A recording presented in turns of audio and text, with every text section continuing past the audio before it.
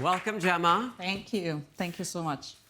It's our first year having Gemma on this stage, and I'm really excited to talk to her about all the hard work that our teams have been doing over the past 6 months. I wanted to start with the theme in the global economy called Asia's New Growth Engines. We're all reading about how the market in China is slowing. There's a real estate crisis. There's a collapse in consumer confidence. What are these other growth engines across Asia that we should be looking out for? Indeed, Imran, if you see also in our report, our estimates for Asia are quite muted, for China in particular, next year, for some of the reasons that you mentioned, low consumer confidence, GDP growth deceleration. But there are some, very bright spots. And one of the ones that we're going to also hear about a bit later is India, for example. And India is on pace to be the third largest consumer market by 2027. By 27? Yes.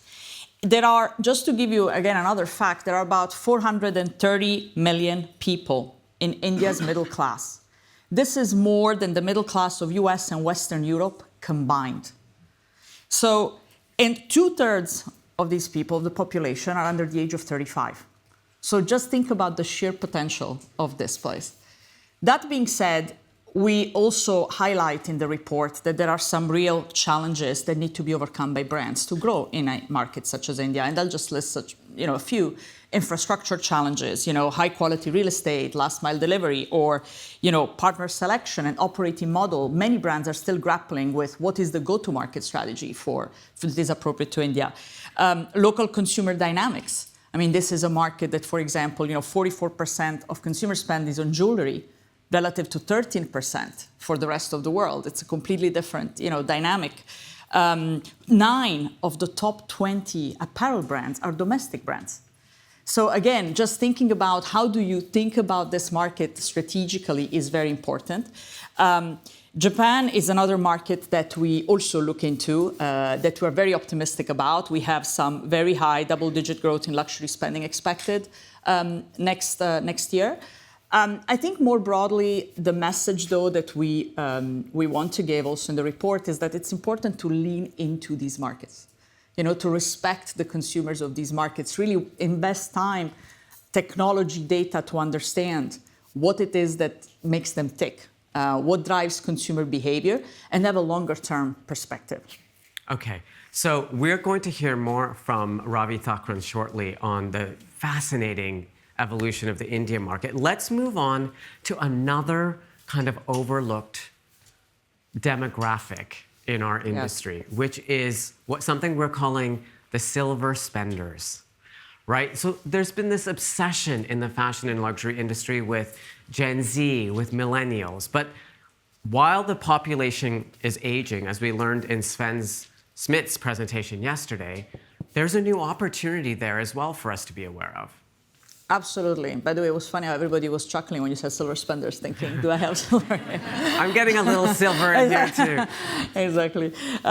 So a few facts, I think, that definitely surprised me when we were doing the research.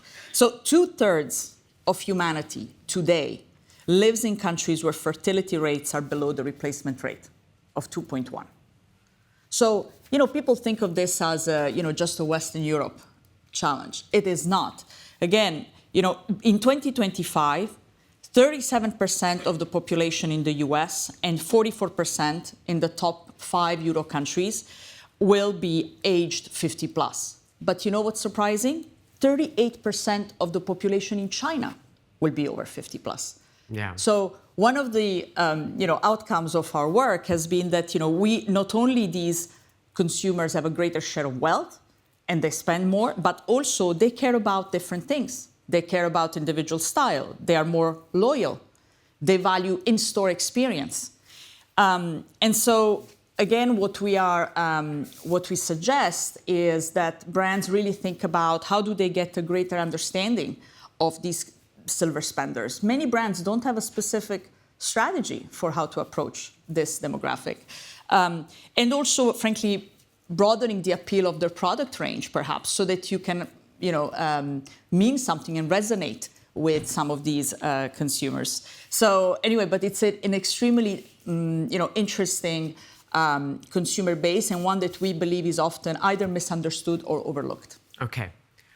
Another theme which I found absolutely fascinating was something we called the human side of sales. You know, a lot of customers are flocking back to physical stores post-COVID. We've seen this surge in interest in shopping in stores. And I think a lot of companies have been focusing on, tech in stores.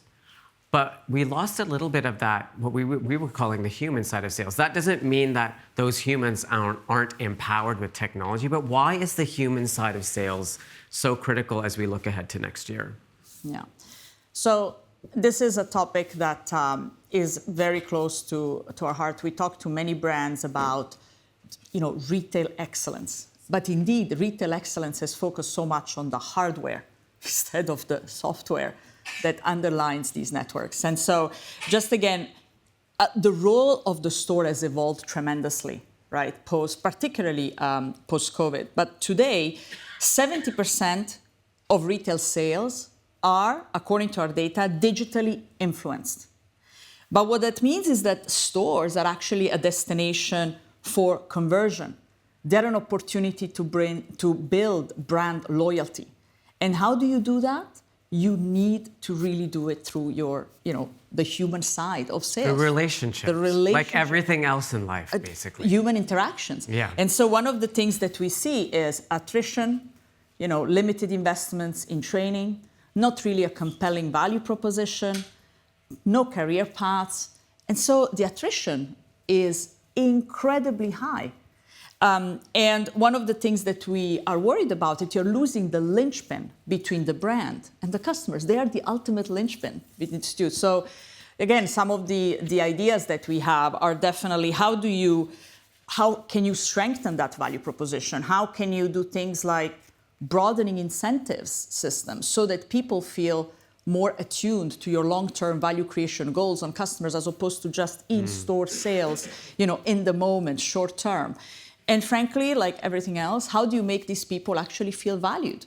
Yeah. How many top management or senior executive actually spend real time in the stores, get to know some of these people, get to understand what their life is like, how they interact with consumers. That and many other suggestions, but it's a super important part of our report, and we hope that many of you will find the insights on this topic in particular interesting. And by the way, those humans are also your front line with the customer. Absolutely. And they have so much knowledge and information that can help you understand what's working. And I feel like sometimes we don't pay lots of attention to data, but there's a nuance that the people in our stores have that the data won't be able to tell us, or which will help us to understand the data even better. Yeah, and there is a fallacy, there is this fallacy of, but we train them, but then they leave. And for me, it's always like, yes, okay, but if you don't, and then they stay, that's much worse. Yeah. So, I wanted to talk to you about sustainability. I was kind of shocked when I saw sustainability fall off of the top 3 of our executive priorities this year. I think it went from 29% in our State of Fashion 24 to 18% in 2025. What's going on? And we talked about having a sustainability collective. Like, why are executives in our industry just because it's so complex right now? They're saying, "Oh, I'm just going to put sustainability on the back burner." What's happening? This is a real danger. We are actually, we talked about sustainability, I think, in every single report that we have done in the last few years. And there's a temptation, even on our side, to say, okay, do we need to include it again among the 10 themes? Well, we do. And the reason why we do is what you're just outlining. This is going to be a much more challenging and muted market. And therefore, it's going to be easy and very seductive to leave sustainability on the side. And one of the things that we see is that nearly 2/3 of brands are behind their 2030 decarbonization goals. Why? It's highly costly. Okay, we have put down some estimates in the report. You can read them in your own time, but it's highly costly to invest in supply chain. I think what also doesn't help is 70% of fashion emissions actually occur upstream. So it's a very, very costly problem. Secondly is the value chain is very, very fragmented.